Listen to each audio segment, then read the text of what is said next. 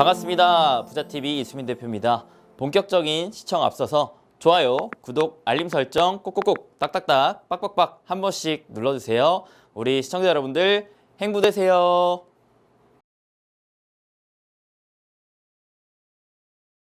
네, 반갑습니다. 우리 구독자 여러분들 행부 되세요. 부자TV의 이수민 대표입니다.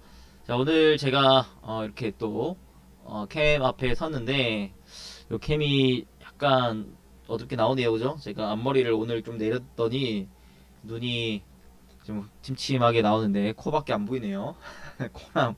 코랑 입밖에 안 보이는데 아무쪼록 캠 설정을 좀 잘 해봐야 될 것 같아요, 여러분들. 일단은 뭐 제 얼굴은 매주 화목 오후 2시에 또 라방에서 여러분들 또 제대로 또 볼 수 있는 시간을 가져볼 테니까 그 시간대 가지시면 되겠고, 제 얼굴이 중요한 게 아니니까 아무쪼록 일단은 제가 저번 주에 좀 장염 때문에 고생을 좀 했는데, 장염인지 위염인지 아침에 일어났는데 계속 좀 구토가 많이 나와가지고 저번 주 금요일 날은 제가 영상을 못 찍어드렸죠. 그래서 일단 죄송하고, 이번 최근에 또 장염이 유행이라고 해요. 그래서 여러분들 먹는 것도 조심하시고, 저도 계속 먹는 거 조심하면서 또 건강식품 계속 챙겨 먹고 있으니까 저로서도 계속 건강을 좀 잘 지킬 수 있도록 하겠습니다. 여러분들이랑 또 오래오래 함께 봐야 되니까. 아무래도 제가 원래 어렸을 때부터 장이 좀 별로 안 좋았는데, 이게 선천적으로 안 좋은 게 계속 좀 쉽진 않네요. 이게 금방 낫는 게 쉽진 않은데, 아무쪼록 계속 잘 관리를 해보도록 하겠습니다. 여러분들도 건강 조심하시고. 자, 오늘은 제가 또 그래서 무엇을 해드릴 것이느냐, 원래 저번 주에 이제 찍어드리려고 했는데 바로 이제 헝다 사태죠. 헝다 사태. 여러분들 최근에 또 첩첩산중입니다. 아무래도 미국의 또 FMC 또 테이퍼링 이런 이슈가 한 차례 지나가니까 바로 또 곧 이어서 헝다 사태가 또 터져버렸죠. 그러면서 이제 투자자들 입장에서는 사실 투자하기 굉장히 까다로운 장세가 계속 이어지고 있어요. 왜냐면은 사실 주식시장에서 가장 큰 악재가 불확실성인데, 이 불확실성 구간이 계속해서 이어지고 있다 보니까 확실한 방향이 잡히지 않는 시장에서 우리가 투자하기 매우 좀 까다롭다라고 말씀드릴 수가 있겠죠. 그래서 이에 따라서 우리가 또 중요해진 10월 장세에서 우리가 또 무엇을 봐야 되고, 이에 따른 또 투자 매매 방법은 또 어떠한 방식으로 해야지 좋을지, 이런 부분들을 좀 낱낱이 좀 파헤쳐보는 시간을 가져보도록 할 테니까 오늘 영상도 여러분들 크게 도움이 될 만한 영상 준비했으니까요, 끝까지 집중해서 시청해주시면 좋을 것 같습니다. 자, 우리 부자TV 여러분들 너무나 많은 사랑 덕분에 계속해서 구독자 빠르게 늘어나고 있습니다. 자, 여기 오른쪽에 이수빈 대표이고요. 여기 밑에 내려보시면 이수빈 대표 급발진 코너 진행하고 있습니다. 최근에 많은 영상들 또 올려드리고 있고, 그리고 특히나 제가 일상 영상을 하나 특별하게 또 올려드렸어요. 여러분들 또 귀엽게 봐주시고, 제가 또 키우고 있는, 집에서 혼자 키우고 있는 강아지 오순이도 특별히 또 공개한 만큼 이거 한번 재밌게 봐주시면 좋을 것 같고요. 최근에는 제가 저번 주에 또 최코치님과 한방으로 인해서 10월 주요 이슈 체크 좀 정리하면서 유망업종 삭스리 정리를 해드렸는데, 자, 이번 주에 제가 좀 더 디테일하게 하나씩 좀 잡아드릴 수 있도록 하겠습니다. 자, 그러면 본격적인 영상 들어가서 하나씩 좀 잡아보겠습니다.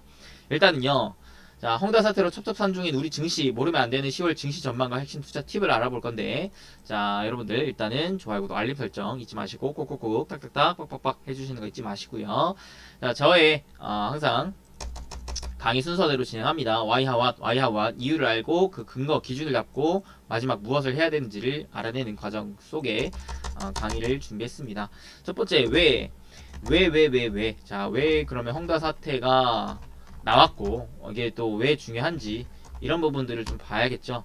자, 첫 번째, 사실 헝다는 여러분들 뭐 저번주 사실 추석 연휴 때부터 계속 나왔었던 이슈인 만큼 모르는 분들이 거의 없을 것 같아요. 그래서 좀 간략하게 핵심만 좀 요약해서 말씀드리겠습니다.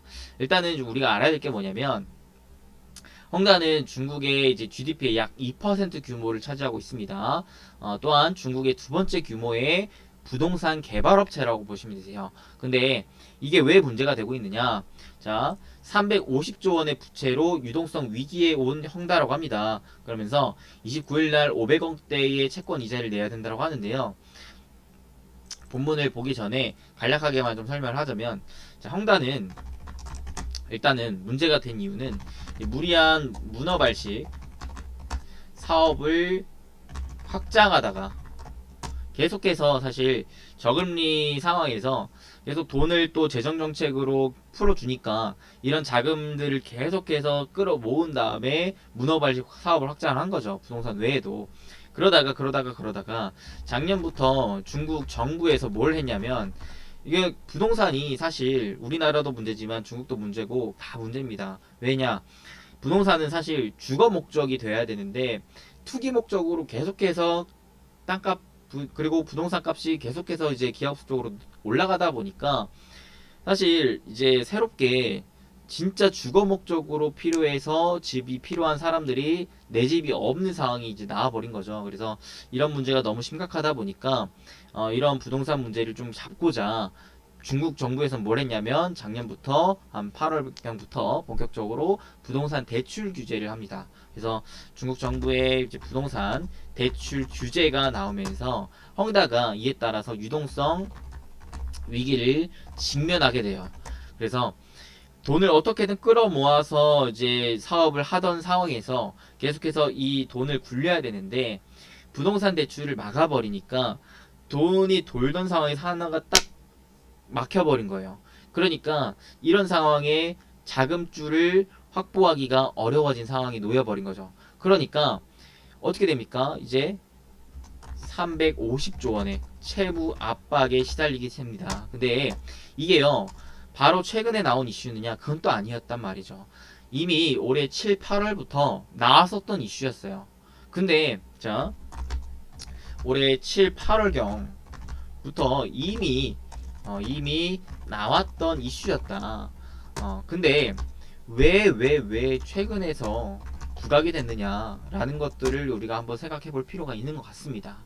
자, 사실요, 언제부터 이게 좀 부각이 됐냐면, 미국의 이제 FOMC 회의가 테이퍼링과 금리 인상에 대한 뿐만 아니라 이제 미국의 디폴트에 대한 이슈가, 이 불확실성이 이제 어느 정도 해소가 되는 듯 하더니 그 시점에서 이 헝다 사태가 터져버린 거거든요. 그래서 불확실성이 이제 좀 해소가 되는 듯해서 이제 방향을 좀 잡는가 싶었던 시장에서 다시금 새로운 불확실성 요소가 터져버리니까 시장이 방향을 잡으려다가 잡지 못하는 상황이 나와버린 거예요. 자, 이게 어느 정도 시장 조성자들이 좀 노리고 있는 부분이 아닌가. 계속해서 어찌됐든 시장을 올리려고 하기보다는 계속 요 박스권에 가둬놓고 어찌됐든 계속 물량을 좀 털어내기 위함으로 시장을 이끌어내려고 하는 이 움직임이 아닌가라는 좀 생각이 들게끔 합니다. 자, 그래서 최근에 부각이 된 이유는 아무래도 그 시장 조성자들의 그런 움직임들을 우리가 한번 눈치채 볼 필요가 있겠다라고 생각을 하고요.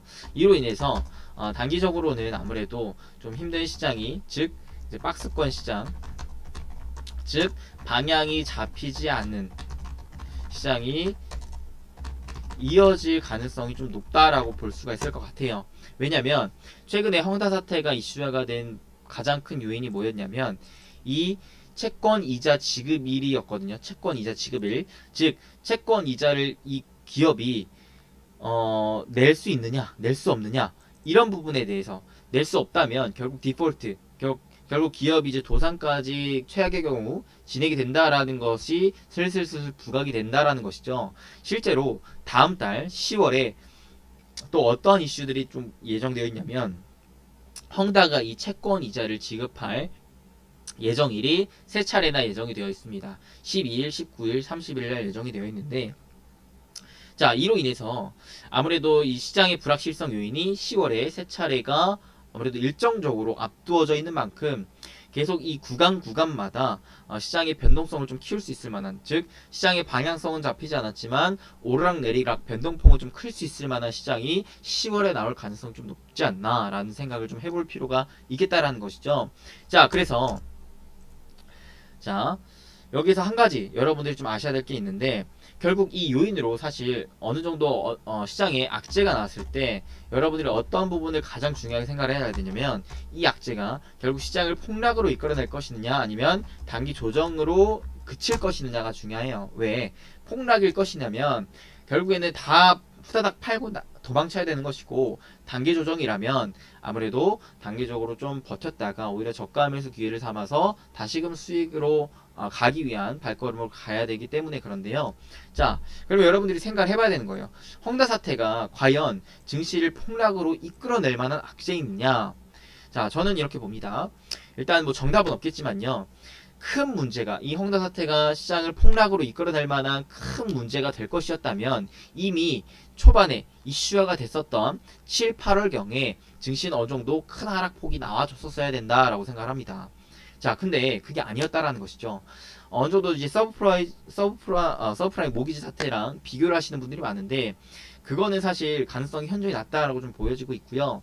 그리고 헝다 사태가 사실 이제 뭐 중국 GDP 아까도 얘기했다시피 약 2% 규모밖에 안 돼요. 그래서 헝다가 진짜 실질적으로 최악의 경우에 잘 안 되는 경우가 나와도 사실 중국 경제뿐만 아니라 글로벌 경제에는 그렇게까지 큰 위협이 되지는 못한다라는 것으로 여러분들이 생각을 하시면 될 것 같습니다.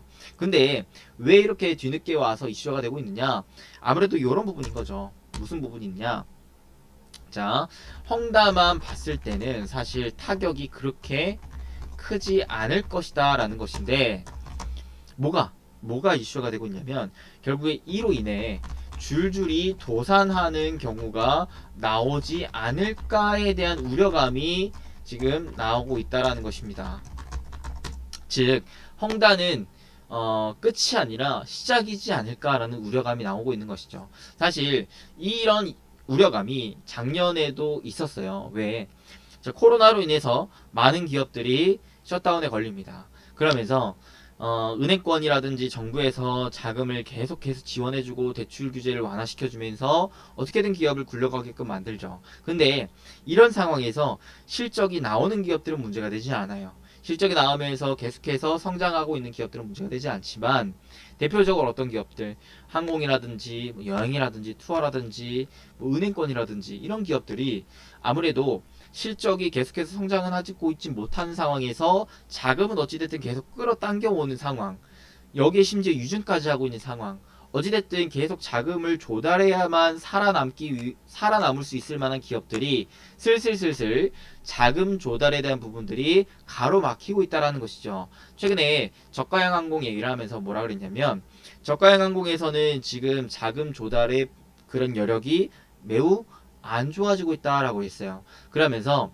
이런 부분에 대해서 투자를 유의를 하라고 얘기를 드렸죠. 그러면서 이제는 슬슬 실질적으로 그 우려감이, 도산에 대한 우려감이 현실이 되고 있지 않나라는 것들로 한번 생각을 해볼 필요가 있는 것입니다. 그래서 자, 이런 것들이 실질적으로 터졌을 때 대다수의 기업들이 큰 문제가 될 수 있지 않을까라는 것들로 많은 투자자분들이 우려를 할 수 있는 부분인 거고, 이로 인해서 결국에는 투자는 결국 투심이 중요한데, 이 투심이 어느 정도는 위축이 될 수 있겠다 라는 게 이제 문제가 될 수 있는 겁니다. 왜? 기존에는 사람들이 이런 부분에 대해서 그렇게까지 많이 걱정을 안 했다라는 것이죠. 물론 알고 있었지만 이 풀려있는 자금들이 계속 풀려나가고 있고, 실질적으로 기업들이 자금을 조달하는 데에 대해서 큰 문제가 없고, 그 다음에 국가적인 측면으로도 외환 보유액이 많고, 기업들의 실적이 실질적으로 계속 나오고 있었기 때문에 그렇게까지 큰 문제가 되지 않겠다라고 생각을 했었는데, 이제는 뭐예요? 기업이 잘 되는 기업과 안 되는 기업의 이 빈부격차가 어마무시하게 크다라는 것이죠. 그래서 많은 분들이 투자를 하실 때 이런 부분을 꼭 유의를 하고 투자를 하셔라 라고 말씀드리고 싶습니다. 무슨 부분? 실적이 나오지 않는 기업이면서 부채가 많은 기업들은 각별히 투자에 유의를 하셔야 된다. 이런 기업이 괜히 투자를 했다가 정말 큰일 날 수도 있다라는 부분을 꼭 명심하시길 바라겠다라고 당부드리고 싶습니다. 그래서 이런 부분이 이제 시장의 큰 여파로 이뤄지기까지는 시간적인 부분이 여전히 많이 좀 필요해요. 그리고 여전히 유동성이 많고, 사실 대다수의 국가에서 부채에 대한 부분이 물론 문제가 되고 있겠지만 아직까지는 저금리 기조가 좀 유지가 되고 있는 상황에서 유동성을 긴축하는 움직임들이 나오지는 않고 있기 때문에 당장에는 큰 위협이 되지 않겠다. 하지만 이런 부분을 우리가 간과하고 있으면 안 된다. 왜? 간과하는 순간 크게 얻어맞을 수 있기 때문에 항상 대비책을 마련해 놓고 투자를 하더라도 아까 얘기했던 것처럼 적자이면서 부채가 많은 기업들은 웬만하면 투자를 하지 않아야 된다라는 것들을 계속 명심을 해야 된다라는 것으로 여러분들에게 꼭 알려드리고 싶었습니다. 그 다음에 자, 여기에서 이제 중요한 건 결국에는 아까 이제 얘기했다시피 하우. 그러면 우리는 헝다 사태로 어떻게 헝다 사태를 어떻게 봐야 하는가에 대한 부분이에요. 자, 지금 헝다 사태로 인해서 일단은 단기적으로 환율이 올랐고 그러면서 10년물 국채 금리가 올랐어요. 이 말은 무엇이느냐? 사람들의 투자 심리가 위축이 되었다라는 거예요. 단기적으로. 하지만 이런 부분이 지금 위협적인 수준까지는 아니다라는 부분인 거고 VIX 지수, 제가 뭐라 그랬어요? VIX 지수 일단은 사람들의 공포 지수라는 것인데 이게 현저히 아직도 낮은 수준이다라고 얘기를 드릴 수가 있겠습니다. 그리고 아까도 얘기했다시피 이게 큰 문제가 되었을 거라면 진즉 7, 8월에 증시에 큰 영향을 미쳤었을 것이다 라는 부분이 아무래도 우리가 생각해야 되는 부분인 거고 그래서 우리가 생각을 할 때 일단 단기적인 이슈 즉 노이즈로 그칠 가능성이 높지만 우리는 뭘 생각을 해야 되냐면 이로 인해 줄줄이 이어질 노이즈에 좀 주목을 해야 된다라는 것입니다. 그래서 아무래도 이 단기적으로 변동성 장세가 좀 이어질 수는 있다. 하지만 이로 인해 추세적으로 하방으로 가기에는 아직은 무리가 있다. 다만 우리가 좀 이제 투심이 위축되었다라는 사실은 간과해서는 안 된다. 그러면서 적자 플러스 부채가 많은 기업은 우리가 투자에 각별히 유의를 해야 된다라는 것들로 일단은 가장 중요한 포인트를 잡겠습니다. 오케이. 자, 그리고 여기에서 우리가 이제 연쇄적으로 봐야 될 건 뭐냐면 결국에는 이 헝다가 10월 증시의 방향성에 좀 중요한 포인트로 될 것 같은데 어떠한 게 포인트로 될 것이냐 결국 당장에 헝다가 죽을 것이냐 죽지 않을 것이냐에 대한 우리가 좀 가늠할 수 있을 만한 이슈 즉 무엇이냐 헝다의 어떤 부분 아까도 얘기했다시피 채권 이자 지급일을 봐야 됩니다. 그래서 10월 12일 19일 그 다음에 30일 요 앞뒤로는 시장의 변동성이 좀 클 것이니까 투자에 좀 유의를 해야겠다라는 생각을 하시면 좋겠죠. 그 다음에 자, 또 하나 얘기를 드릴게. 일단은 이런 것보다 더 중요한 게 뭐냐면 결국에는 중국의 경제 성장률이 중요합니다. 이게 가장 중요하지 않나 싶어요. 사실 10월은 이 중국의 경제 성장률, 경제 전망과 그다음에 코로나의 확산세에 집중을 해야 된다라고 생각을 하는데 왜 그러냐면 자, 헝다 사태보다 일단 3분기 경제 성장률과 코로나 확산세에 집중을 하셔야 되는 이유는 자, 7, 8월에 이미 주요 경제 지표가 예상치를 하회하면서 시장의 눈높이가 어느 정도 좀 낮춰져 있는 상황이에요. 자, 이런 상황에서 오히려 서프라이즈를 좀 기대할 수 있을 만한 게 뭐냐면 자, 첫 번째, 일단 10월 1일부터 7일까지가 중국의 국경절 연휴입니다. 요때 보통 중국의 소비 활동이 많이 나오면서 기업의 실적도 높아지게 되는 흐름이 나오게 돼요. 뿐만 아니라 내년 베이징 동계올림픽을 앞두고 있는 상황, 현재 한 100일 정도 앞두고 있는 상황인데 자, 굉장히 중요한 시기입니다. 중국 입장에서는 대면적인 경제활동을 활성화시켜야 되는 상황이다라는 말이에요. 그래서 중국 정부의 적극적인 소비 동료가 이뤄질 가능성이 높은 게 이 9월 말에서 10월 부분인 거다라고 얘기를 드릴 수가 있겠죠. 그래서 이 정상적인 대면 활동을 위해서는 아무래도 1차적으로 코로나 확산세가 좀 진정이 돼야 되는데 자, 이 진정세는 이미 좀 나오고 있습니다. 7, 8월에 중국 기준으로 증가했던 코로나 확진세가 9월 들어 눈에 띄게 좀 감소하고 있기 때문에 이제는 우리는 중국의 3분기 경제 성장률을 아무래도 예상치보다 상회하는 결과가 나오진 않을까라는 기대를 할 수 있는 부분인 거죠. 이런 부분들이 실제로 나오느냐 나오지 않느냐를 우리는 체크해서 지켜볼 필요성이 있겠습니다. 왜? 중국이 아무래도 지금 전 세계 시장에서 이슈화가 되고 있는데 이런 상황에서 자, 과연 헝다가 잘못되더라도 중국이 굳건히 버틸 수 있느냐 없느냐 이런 부분이 가장 중요한 포인트가 될 것이기 때문에 그래요. 특히나 우리나라는 아무래도 수출에 대한 비중이 중국 쪽으로 가장 많은 비중을 차지하고 있는 나라인 만큼 우리나라 증시를 볼 때는 중국 경제를 안 볼 수가 없겠죠. 그래서 중국의 소비 활동이 많아지면 많아질수록 우리나라 수출도 좋아질 것이다라는 이제 간접적인 가늠을 해볼 수 있는 부분이기 때문에 그래서 무엇보다 10월 증시를 볼 때는 중국의 경제 성장률 이런 부분들을 각별히 주목할 필요가 있겠다라고 얘기를 드릴 수가 있겠습니다.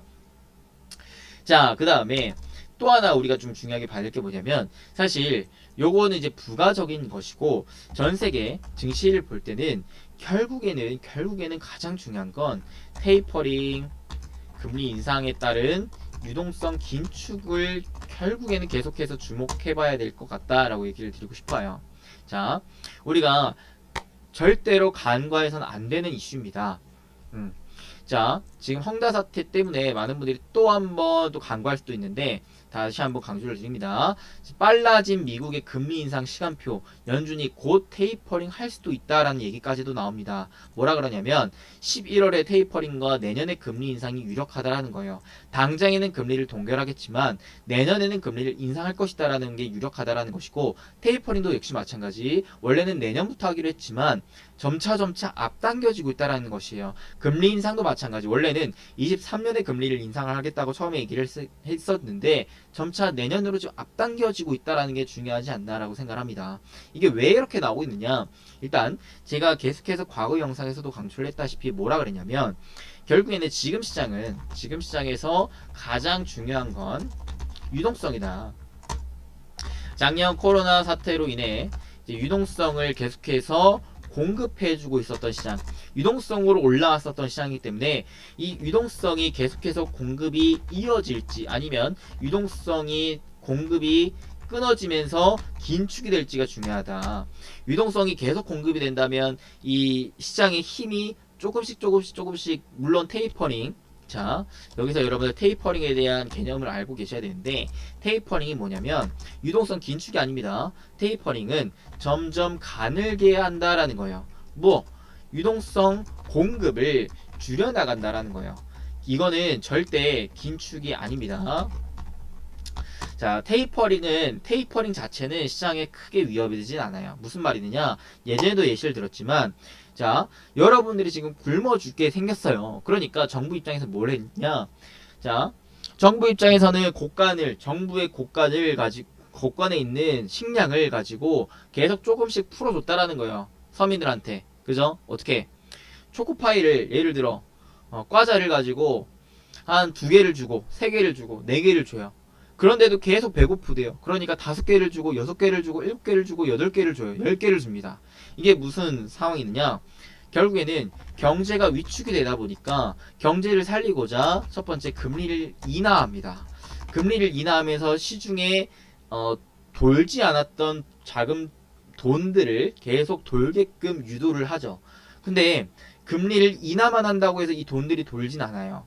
왜? 서민들이 경제가 위축이 되고 있는 상황에서 돈을 쓸 돈조차 없기 때문에 그런데 이런 부분을 해소하고자 뭐라냐? 양적 완화를 합니다. 이게 바로 곡간을 털어서 과자를 주는 거예요. 과자를 줘요. 과자를 주면서 계속 그 과자로 연명할 수 있게끔 도와줍니다. 과자로 연명하다가 금리가 인하되어 있으니까 이제 사람들이 이제 한숨 좀 돌렸네. 야, 대출을 껴가지고 소비활동 좀 해볼까? 대출을 껴가지고 투자를 좀 해볼까? 라는 이제 상황들이 놓여지게 되는 거죠. 자, 이런 상황이 나오니까 점점 이제 뭐가 됩니까? 물가는 계속 치솟고 그러면서 경제는 회복되는 국면에 뭐가 늘어나요? 부채가 늘어나죠. 부채. 왜? 계속 사람들이 저금리인 상황에 대출을 끼니까 계속 부채가 늘어나는 거예요. 자, 그리고 무엇이에요? 정부 입장에서도 곡간이 점점 말라가요. 자, 곡간이 말라가면 정부 입장에서도 이제 큰일 났다 싶은 겁니다. 이 곡간을 다시 채워놔야 돼요. 왜? 또 다른 혹시 모를 사태를 대비하기 위해서 곡간을 채워놔야 됩니다. 오케이? 그러니까 정부는 뭘 하는 거예요? 일단 첫 번째 테이퍼링 하는 거죠. 무슨 말이냐?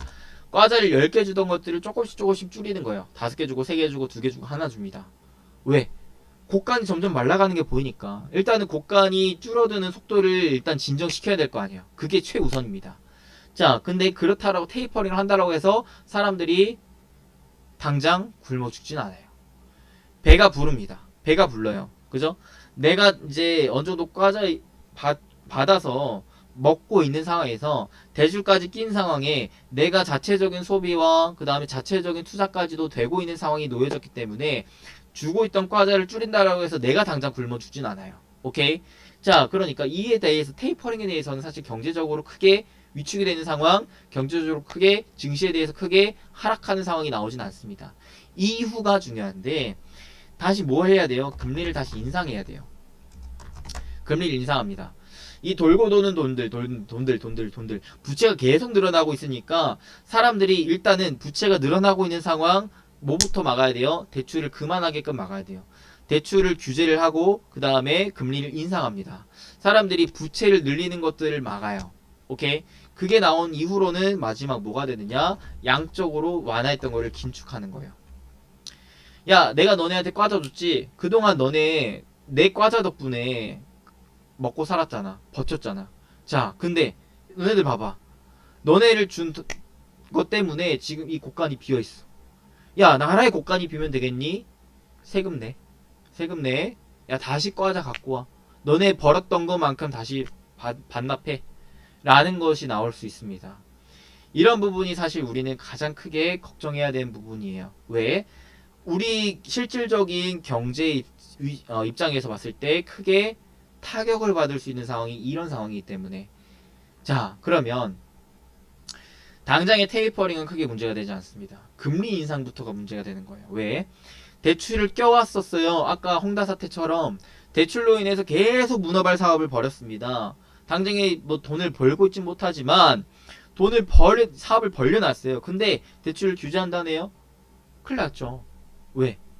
나는 계속 이 돈들을 굴려가고 있었는데 하나의 이 부분이 탁 가로막힌 거예요. 그러니까 돌아가야 되는데 돌아가지 못한다. 그러니까 뭐가 나오느냐? 도산이 될 위험성이 나오는 겁니다. 이런 흐름부터 경제적으로 쇼크가 나오기 시작할 거예요. 그러니까 우리는 이제 봐야 될 게 뭐냐면 당장에는 위협이 되지 않습니다. 금리 인상이 언제부터 이뤄질지에 대해서 증시는 슬슬 추세적으로 기존의 유동성 공급으로 인해서 추세적으로 상승 추세를 이어지고 있었던 상황, 그죠? 자, 증시 보시면 어떤 상황이 이어지고 있었어요. 여러분들 시장이 안 좋다 했지만 계속 시장은 좋았습니다. 코로나 사태 이후로부터 어때요? 상승 추세, 그죠? 상승 추세. 비록 이 상승 추세에, 즉 상승하는 기울기가 점점 줄어들었다라는 것 뿐이지 시장은 계속 좋은 흐름이었어요. 여전히 이게 증시가 빠진다라고는 아무도 얘기를 못합니다. 오케이? 근데 다만 증시가 상승하고 있었던 이 기울기가 점점 줄어들고 있다라는 부분은 명확한 사실인 거죠. 자, 유동성이 여전히 공급이 되고 있기 때문에 증시는 계속해서 상승 추세를 유지하고 있습니다. 기울기가 점점 줄어들긴 하지만. 자, 이런 상황에서 금리 인상, 유동성 긴축으로 이어진다면 추세적으로 꺾이는 흐름이 나올 수도 있다라는 거예요. 근데 그 흐름이 지금 당장은 아니지만 점차 앞당겨지고 있다라는 게 팩트이고, 그런 부분들을 우리는 간과해서는 안 된다라는 부분인 거죠. 오케이? 자, 그래서 여러분들에게 얘기를 드리고 싶은 게 뭐냐면, 자, 이런 흐름을 누가 이끌어내요? 연준이 이끌어낸다 그랬어요. 근데 연준이 뭘 보고 이끌어낸다 그랬어요? 결국에 금리를 인상하고 인하하는 것은 가장 중요한 포인트는, 자, 두 가지를 본다 그랬어요. 물가와 고용지표를 본다 그랬어요. 물가는 근데 어떻게 됐다 그랬어요? 이미 코로나 이전 사태로 회복이 됐다. 근데 뭐가 아직 회복이 안 됐다? 고용지표가 아직 회복이 안 됐다라 그랬어요. 그러다 보니까 연준 입장에서 당장의 유동성 긴축하기에는 좀 무리가 있다. 왜? 무리가 있다. 왜? 당장 유동성 긴축을 해버렸다 하면은 사람들이 아직 일자리를 회복하지 못한 상황에서 이 반발이 어마무시하게 커질 수가 있기 때문에 그렇다. 그죠? 그래서 제가 계속 강조했던 게 뭐가 중요하다. 지금 고용지표를 여러분들이 확인을 하셔야 된다. 고용지표가 코로나 이전 사태로 회복이 된다면 이거는 유동성 긴축을 앞당길 것이다. 그러면 증시의 하락 추세가 좀 나올 수 있겠다라는 부분을 여러분들이 꼭 간과해서는 안 된다라는 부분인 거죠. 오케이. 자, 그런데 최근의 흐름을 보시면 어떻게 됩니까? 자, 연준이 뭘 하고 있어요? 긴축 시간표를 앞당기고 있어요. 앞당기고 있습니다. 금리 인상을 23년에 한다 해놓고 내년으로 앞당기고 있다라고 해요. 왜? 고용지표가 빠르게 회복되고 있으니까. 물가는 계속해서 올라가고 있으니까. 이런 인플레이션을 막아야 되는 게 연준의 역할이기 때문에. 오케이. 자, 그러니 우리 여러분들은 뭘 계속 중요하게 봐야 되느냐? 이제 자, 11월 FOMC 회의가 이제 앞두고 있는 상황에서 9월 FOMC가 무난하게 지나갔어요. 그죠? 그렇게까지 큰 충격은 없었습니다. 당장에 테이퍼링 한다고 하는 것도 아니고 당장에 금리 인상한다고 한 것도 아니에요. 이제 점점 그 시기가 앞당겨지고 있다. 즉 예방 주사를 놓은 것뿐입니다. 자, 이런 상황에서 그러면 우리는 뭘 중요하게 봐야 되느냐? 자, 11월 FOMC 전에 9월 뭐요? 고용 보고서가 나올 것을 봐야 돼요. 왜 10월 고용 보고서가 아니죠? 10월 고용 보고서가 나오기 전에 11월 FOMC 회의를 하기 때문에 그래요. 오케이? 그래서 고용 보고서, 9월 고용 보고서가 굉장히 중요하다. 자, 요게 시장 예상치를 상회하면 이거는 시장에 충격이 있을 수 있겠다. 왜? 연준이 금리 인상 시기를 더 앞당길 만한 명분이 생기는 것이기 때문에 반대로 고용보고서에서 시장 예상치보다 하회하는 결과가 나왔다 그러면은 한숨 돌릴 수 있다라는 것이죠. 오케이. 이런 포인트들을 아셔야 됩니다. 이런 포인트들을 아셔야 돼요. 그러니까 그러면 이 고용보고서는 언제 발표하는데요가 여러분들이 궁금해야 될 포인트인 거죠. 오케이.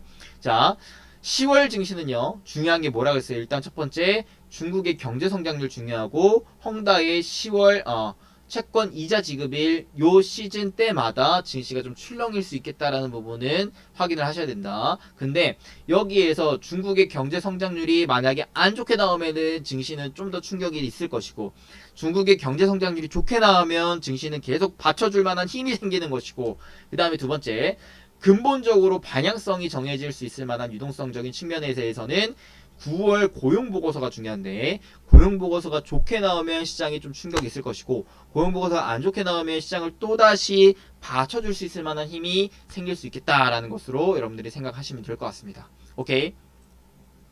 이런 부분들을 체크를 해 놓으셔야 된다는 거예요. 이런 부분들을 모르면 왜 시장이 오르는지 왜 시장이 빠지는지에 대해서 영문도 모르고 그냥 시장이 이끄는 대로 이끌릴 수밖에 없기 때문에 그래요. 오케이? 자, 오케이. 고. 그러면 여기서 일단 예방주사를 놔줬기 때문에 시장의 뭐 테이퍼링에 대한 부분으로 단기 충격이 크진 않겠지만 금리 인상의 시기가 앞당겨지는 만큼 추세적으로 슬슬 꺾일 수도 있겠다라는 생각을 하셔야 된다라는 거. 많은 분들이 자, 여기서 제가 굉장히 중요하게 생각하는 건 마지막 왓인데 왓을 설명하기 전에 한 가지만 좀만 더 정리를 할게요. 자, 10월 증시에서 그러면 우리는 중요하게 봐야 될 건 뭐라고요? 첫 번째, 자, 중국 헝다의 채권 이자 지급일입니다.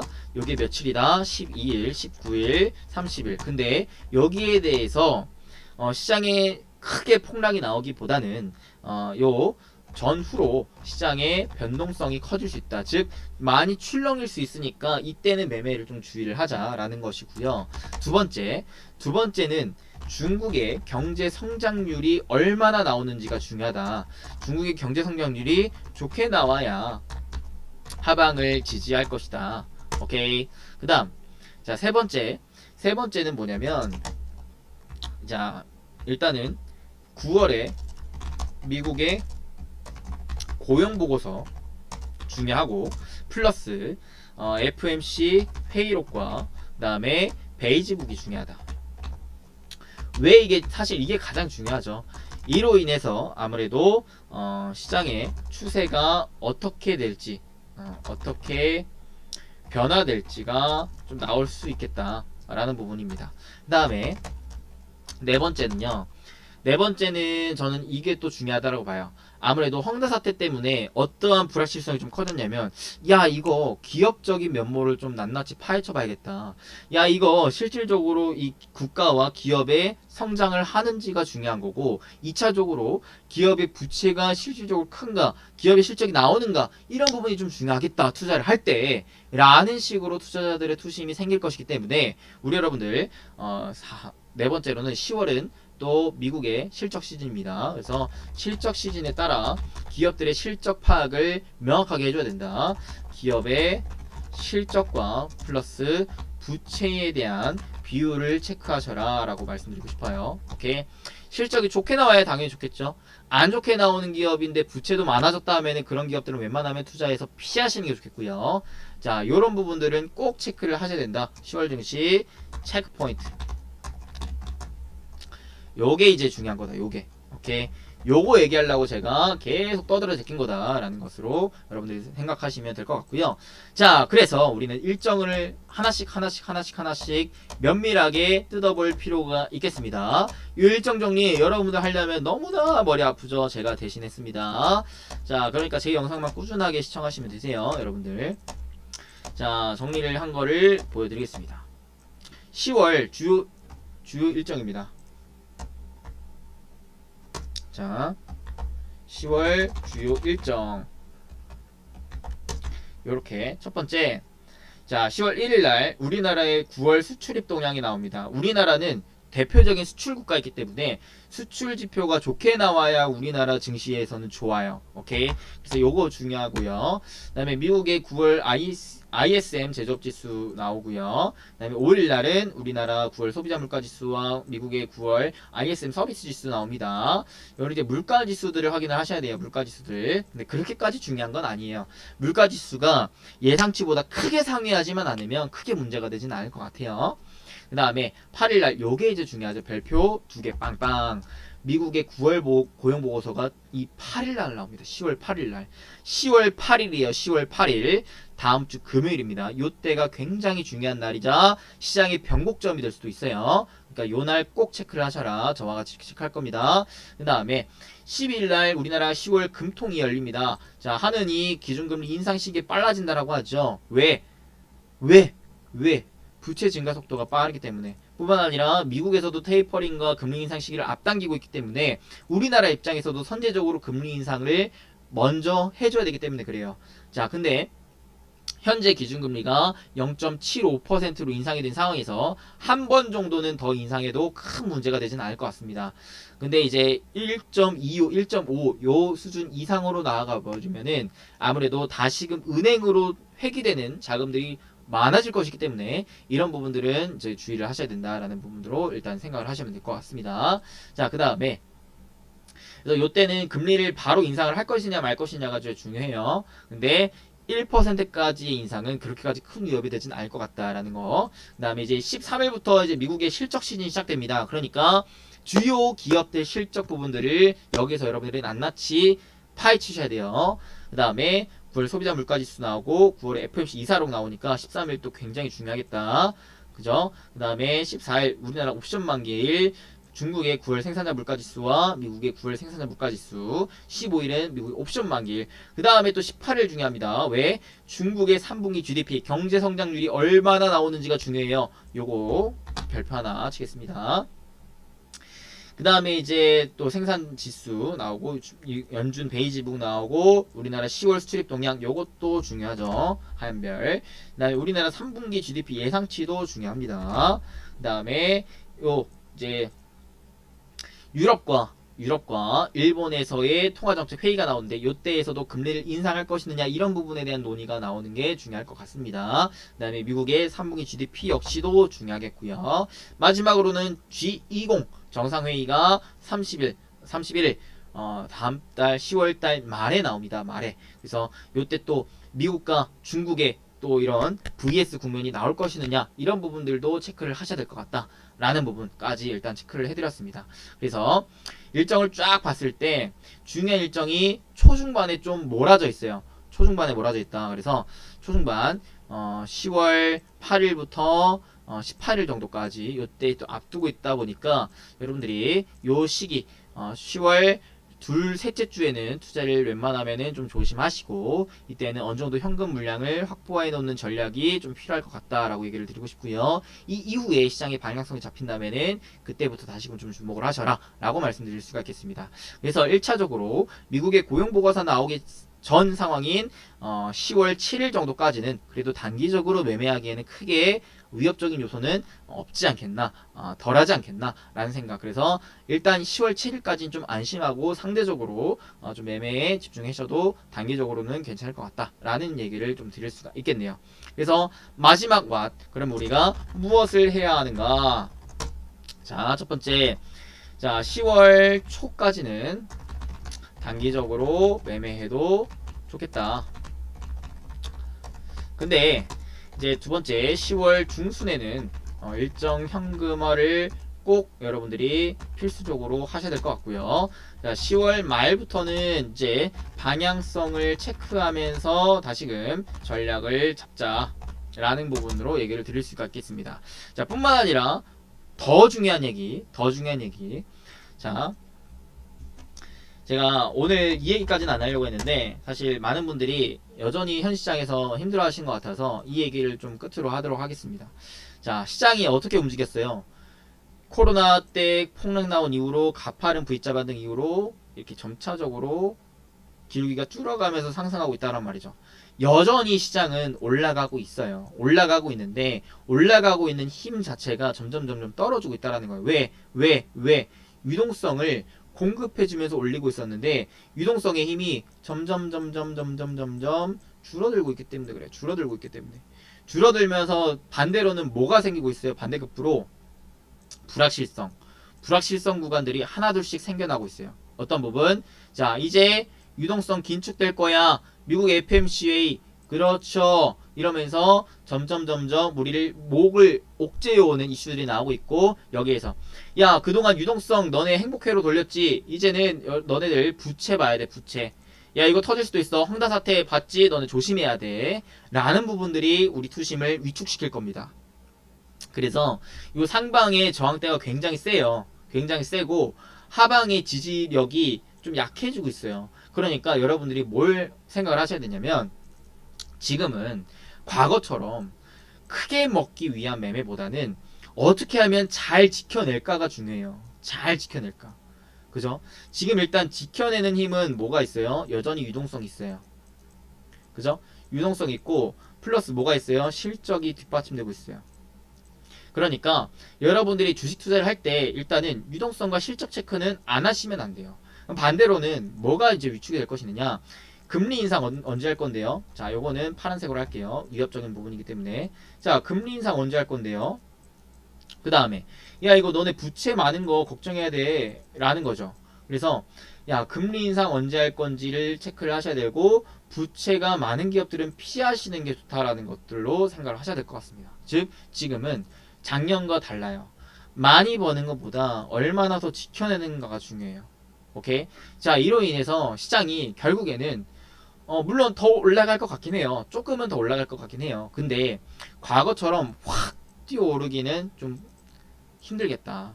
그래서 작년부터 투자하셨던 분들은 슬슬 눈높이를 낮추시고 올해부터 만약에 주식 투자를 하셨던 분들은 작년에 그런 영광을 나도 배 아파서 나도 잡고자 욕심을 내기보다는 지금은 여러분들이 차후에 다가올 기회를 잡고자 기다리시는 게 더 좋을 것 같아요.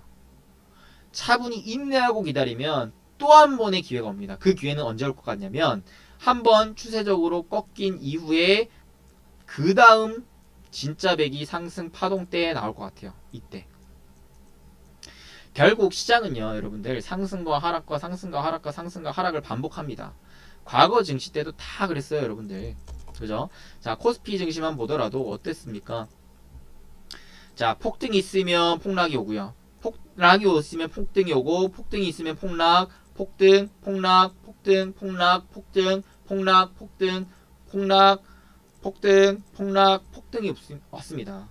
지금 폭등 뒤에 언제일지 모르겠지만 서서히 폭락을 준비할 거예요. 폭락을 준비할 건데 그 폭락만 여러분들 잘 피해가면 또 다가올 폭등을 여러분들이 얻으시면 돼요. 그때의 기회를 또다시 잡으시면 됩니다. 항상 주식 투자는 그래요. 주식시장 모두가 다 위기라고 할 때, 모두가 다 버리고 떠날 때가 그때가 진짜 기회고, 모두가 다 박수를 치고 모두가 다 환호할 때는 그때가 진짜 위기일 수 있습니다. 그래서 물론 지금 당장의 폭락이 나올 것 같다라는 생각은 안 해요.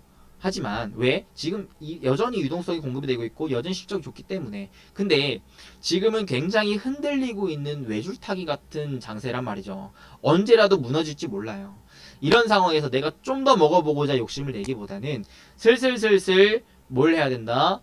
안전장치를 깔아 놓으셔야 된다. 안전장치란 뭐예요? 현금, 달러, 이런 부분들을 깔고 나서 이 완충장치를 버텨낸 이후에 다시금 튀어오를 때 여러분들이 노리셔야 된다라고 말씀드릴 수가 있겠습니다. 그래서 항상 시장이 가장 무엇보다 중요하다는 게 이런 포인트예요. 지금은 주식 비중을 늘릴 때가 아닙니다. 주식 비중을 점점 줄여야 돼요. 주식 비중을 점점 줄여야 돼요. 현금 확보를 점점 늘려야 되는 시기라고 생각을 합니다. 점점 불확실성 구간이 커지고 상방의 이 압력이 더 커져가고 있는 상황이기 때문에 여러분들이 현금 확보를 더 많이 하셔라 라고 말씀드릴 수가 있겠고, 그리고 하나 얘기를 드리고 싶은 게 기회는 결국 또 온다라는 생각을 하셔야 돼요. 자, 즉 무슨 말이냐, 일단은 자, 작년에 투자하셨던 분들과 올해 투자를 시작하신 분들이 좀 달라질 거예요. 자, 작년부터 하셨던 분들은 아무래도 수익 종목들이 좀 많으실 거예요. 근데 자, 수익 종목들은 주봉상 추세를 보면서 유지된다면 웬만하면 수익을 키워가고, 이탈되는 흐름부터는 현금 확보를 좀 하세요. 오케이? 확정 수익이 나야 내 돈입니다. 확정 수익이 안 나는 거는 결국 사이버머니일 수밖에 없어요. 그 다음에 자, 올해부터 주식 시작하셨다, 이런 분들은 아마 대다수 약 손실권입니다. 그리고 재미없을 거예요. 그래서 재미가 없기 때문에 계속 물 타고 하실 분들이 있을 거예요. 이런 분들 정말 위험합니다. 정말 위험해요. 전략적으로 하는 게 아니라 그냥 무작정 물 타기는 밑 빠진 독에 물 붓는 꼴이 될 수밖에 없겠고, 나중에 큰 손실로 이끌어질 수도 있습니다. 그러니까 이런 거 정말 유의를 하시고요. 어떻게 하셔야 되냐면, 내가 두 가지 갈림길을 쓰세요. 첫 번째, 나는 장기 투자 관점이 있냐, 아니면 단기 투자 관점이 있느냐. 사실 지금 주식 시작을 하셨다라고 했을 때는 저는 웬만하면 단기 투자 관점부터 하시라고 말씀드리고 싶어요. 왜냐하면 장기 투자 관점으로 하시는 분들은 어떠한 좀 어려움을 겪으실 거냐면, 이미 고점에서부터 내려가는 순간순간마다 조금씩 진짜 장기적으로 호흡을 가져가셔야 될 거예요. 한 번에 출렁임을 겪고 내서 올라가는 흐름에서 내가 수익을 봐야 되는데, 이 출렁이는 순간에 조금씩 모아가야 되는데 이게 굉장히 따분하고 어려울 겁니다. 특히나 주식 투자를 얼마 하지 않으신 분들은 더 힘들 가능성이 높아요.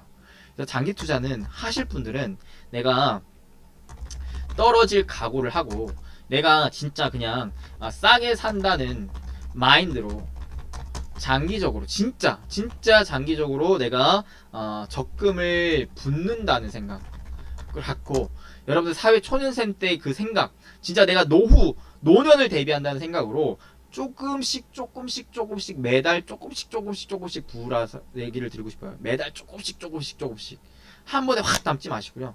조금씩 모아가는 재미를 느낄 수 있으면 진행하셔라. 근데 그게 아니면 많이 힘들 수 있다라고 말씀드리고 싶어요. 그리고 모아갈 때는 꼭 어떤 섹터를 모아가시는 게 좋겠느냐, 시장이 흔들려도 전 세계 투자로 인해 결국에는 성장할 가능성이 높은 산업, 그 안에 포함되어 있는 핵심 기업에 투자를 하셔라. 대표적으로 뭐가 있어요? 대표적으로 4차 산업혁명, 그 다음에 에너지 혁신에 포함되어 있는 기업들, 그죠? 대표적으로 이런 기업들이 있죠. 반도체, 그죠? 그 다음에 또 뭐가 있어요? 자율주행, 메타버스, 그 다음에 뭐 그린 뉴딜, 뭐 친환경, 신재생 에너지, 이런 애들, 이런 애들은 장기적인 호흡으로 모아가는 식으로 매매를 하시면 미래에는 정말 크게 불어날 수 있지 않을까라는 생각을 하고요. 웬만하면은 초보분들은 단기 투자 관점부터 하시는 게 좋지 않을까 싶습니다. 왜냐면 시장의 방향성이 지금 뚜렷하지가 않아요. 그리고 상방으로 크게 갈 가능성보다는 오히려 하방으로 크게 무너질 가능성이 오히려 지금은 더 큰 것 같아요. 오히려. 근데 그 시기적으로 지금 당장에 주식 투자를 하라고 얘기를 드릴 수 있는 이유는 뭐냐면 그 하방이 지금 당장에 나올 것 같진 않기 때문에 지금 이렇게 상승하던 국면에서 그래도 요 정도는 상승했다가 좀 꼬꾸라질 것 같기 때문에 그래서 얘기를 드리는 거예요. 요 정도는 먹을 수 있기 때문에 단기적으로 단기적으로 요 정도는 먹을 수 있기 때문에 지금부터 하방으로 투자를 했다가는 요 상승 국면 때 많이 힘들어질 수 있어서 초보분들은 좀 어려질 수 있어요. 아직까지는 단계적으로 먹을 수 있을 만한 흐름은 열려 있다라고 생각합니다. 다만 그 살코기가 많이 적겠죠. 오케이? 왜? 남들이 다 뜯어 놓은 상황이기 때문에 남들이 이미 다 다리살, 가슴살, 날개살 다 뜯어 먹었어요. 남은 거는 목뼈, 다리뼈, 아니 발, 닭발 이런 거밖에 없단 말이에요. 그 조그만한 살이 있긴 했지만 너무나 없어요. 이런 것들에 목숨 걸지 말라라는 거죠.